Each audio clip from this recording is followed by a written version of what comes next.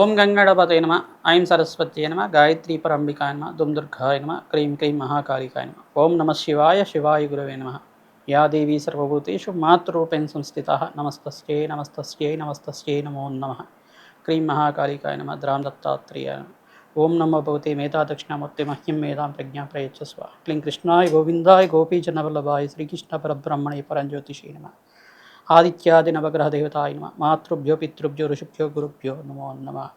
YouTube ప్రేక్షకులకు అందరికీ కూడా నమస్కారం అండి. నేను పాలపర్తి గురునాథ శర్మ జ్యోతిషం వాస్తు సిద్ధాంతి. మీకంతా కూడా గోచారీత్యా గ్రహాల యొక్క స్థితిగతి వాటి ప్రభావం అంతా కూడా మేషాది ద్వాదశ రాశుల వాళ్ళకి మాస ఫలితాల్లో భాగంగా విశ్లేషణ చేయడం జరుగుతుంది. ఈ రోజున మనమంతా కూడా మే నెల మాస ఫలితాలంతా కూడా గోచారీత్యా మేషాది ద్వాదశ రాశుల వాళ్ళకి ఎటువంటి ఫలితాలు వస్తున్నాయి తెలుసుకుందాం. ప్రధానంగా గోచార చక్రం అంతా కూడా చూసుకుంటే ఈ రకంగా ఉంది. గోచారంలో ప్రధానంగా శనీశ్వరుడు మీనరాశిలో సంచారం చేయడం, ప్రధానంగా అంగారకుడితో పాటు కలిగి మీనరాశిలో సంచారం చేస్తున్నారు. ప్రధానంగా చూసుకుంటే ఈ యొక్క అంగారకుడంతా కూడా మే నెలలో 13వ తారీఖు రోజున మేషరాశిలో సంచారం చేయడం, రాశి మార్పు అనేది జరుగుతుంది. మరియు ఇక్కడ రవి భగవానుడంతా కూడా మే నెల 14, 15 తారీఖులో అంతా కూడా మార్పు చెందడం అనేది, రవి సంక్రమణం అంతా కూడా ఈ యొక్క మేషరాశి నుంచి వృషభ రాశికి అంతా కూడా సంక్రమణం చేయడం జరుగుతుంది. బుధాదిత్య యోగం అంతా కూడా జరుగుతుంది. ప్రధానంగా చూసుకుంటే ఈ యొక్క రవిమంగళ యోగము, మళ్ళా కుజమంగళ యోగం అంతా కూడా జరుగుతుంది. ప్రధానంగా చంద్రమంగళ యోగం అంతా కూడా జరగడానికి ఆస్కారం ఉంటుంది. మేషరాశిలో అంతా కూడా అంగారకుడు మేషరాశిలో సంచారం చేస్తారు. తర్వాత రవి భగవానుడు బుధుడితో పాటు కలిగితూ ఉంటాడు. మే నెల 14 తర్వాత వృషభ రాశిలో అంతా కూడా రవి భగవానుడు సంచారం చేయడం, ఈ యొక్క సంచారం అంతా కూడా ఈ రకంగా ఉంటుంది. ప్రధానంగా శుక్రుడు అంతా కూడా మే 14 తారీఖు తర్వాత వృషభ రాశి నుంచి మిథున రాశిలో సంచారం చేయడం, బృహస్పతి పాటు కలిగితూ ఉంటారు. ఈ యొక్క మిథున రాశిలో అంతా కూడా బృహస్పతి యొక్క సంచారం జరుగుతుంది. రాహు యొక్క సంచారం అంతా కూడా కుంభరాశిలో సంచారం జరుగుతుంది. కేతు యొక్క సంచారం అంతా కూడా చూసుకుంటే కేతు గ్రహం అంతా కూడా సింహరాశిలో సంచారం చేయడం జరుగుతుంది. తద్వారా ఈ గ్రహస్థితి అంతా కూడా చూసుకుంటే స్వల్పంగా కొన్ని రాశుల వాళ్ళకి ఇష్టమైన ఫలితాలు ఇవ్వడానికి ఆస్కారం ఉంటుంది. ఎటువంటి గ్రహదోషాలంతా కూడా ప్రామాణికంగా ఉన్నాయి. గోచార రీత్యా ఈ యొక్క గ్రహాల యొక్క ప్రభావం అంతా కూడా మానవాళి ఎటువంటి ప్రభావం అంతా కూడా చూపిస్తుంది. ప్రధానంగా చూసుకుంటే గ్రహస్థితి అంతా కూడా మెరుగుపడడానికి నవగ్రహ ఆరాధన చేసుకోవడం శ్రేష్టమైన ఫలితాలు ఇస్తుంది.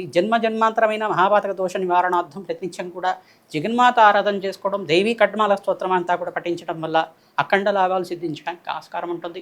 మేషాది ద్వాదశ రాశుల వాళ్ళకి ఎటువంటి ఫలితాలు వస్తాయో తెలుసుకుందాం. తులారాశి జాతకులకి మే నెల మాస ఫలితాల్లో భాగంగా ఎటువంటి గ్రహాలంతా కూడా యోగకరంగా ఉన్నాయో తెలుసుకుందాం. ప్రధానంగా చూసుకుంటే గ్రహస్థితి అంతా కూడా యోగకరంగా ఉండడానికి ఎటువంటి పరిష్కారం ఆచరించాలో తెలుసుకోవడం జరుగుతుంది. ఈ యొక్క శుక్రుడు ఆధిపత్యం అంతా కూడా ఇక్కడ ప్రధానంగా మిథున రాశిలో సంచారం చేయడం, శుక్రుడు అంతా కూడా బృహస్పతి పాటు కలిసి సంచారం చేయడం వల్ల రాజయోగ ప్రాప్తి కలుగుతుంది. ధనధాన్యాది సమృద్ధి కలగడానికి ఆస్కారం ఉంటుంది. ప్రతినిత్యం కూడా మహాలక్ష్మీదేవికి తామరపులతో అర్చించడం వల్ల ఆకస్మికంగా ధనయోగ ప్రాప్తి రావడానికి ఆస్కారం ఉంటుంది. మహాలక్ష్మీదేవికి అంతా కూడా సహస్రనామార్చన ప్రతినిత్యం కూడా పసుపు కుంకుమతోటి అర్చించడం వల్ల అఖండమైన రాజయోగ ప్రాప్తి రావడానికి ఆస్కారం ఉంటుంది. ఖడ్గమాల స్తోత్రాన్ని అంతా కూడా పఠించుకోవడం, గోమాత సేవ చేయడం మంచి పుణ్య ప్రాప్తి కలుగుతుంది. ఆకస్మికంగా ధనయోగ ప్రాప్తి రావడానికి ఆస్కారం ఉంటుంది. ప్రధానంగా ఈ యొక్క రాహు యొక్క సంచారం అంతా కూడా కుంభరాశిలో సంచారం చేయడం, కేతు యొక్క సంచారం అంతా కూడా చూసుకుంటే సింహరాశిలో సంచారం చేయడం, ఈ యొక్క రాహుగ్రహాల యొక్క రాహుకేతు యొక్క స్తంభాల్లో గ్రహస్థితి అంతా కూడా ఉండడం, కాలసర్ప దోషంలో ఉండడం ప్రధానమైన కారణంగా చెప్పడం జరుగుతుంది. తులారాశి జాతకులకి ప్రధానమైన విశేషమైన పుణ్య ఫలితాలు ఏంటంటే ఇక్కడ బుధాదిత్య యోగంలో అంతా కూడా ఈ యొక్క రవి భగవానుడు బుధుడు కలిగితో పాటు సంచారం చేయడం, శుక్రుడి యొక్క సంచారం చేయడం అనేది, ఈ యొక్క మిథున రాశిలో సంచారం చేయడం అనేది అఖండ రాజయోగ ప్రాప్తి వస్తుంది. ప్రధానంగా మిత్రగ్రహం యొక్క కలియికని జరగడం అనేది రాజయోగ ప్రాప్తి కలగడానికి ఆస్కారం ఉంటుంది.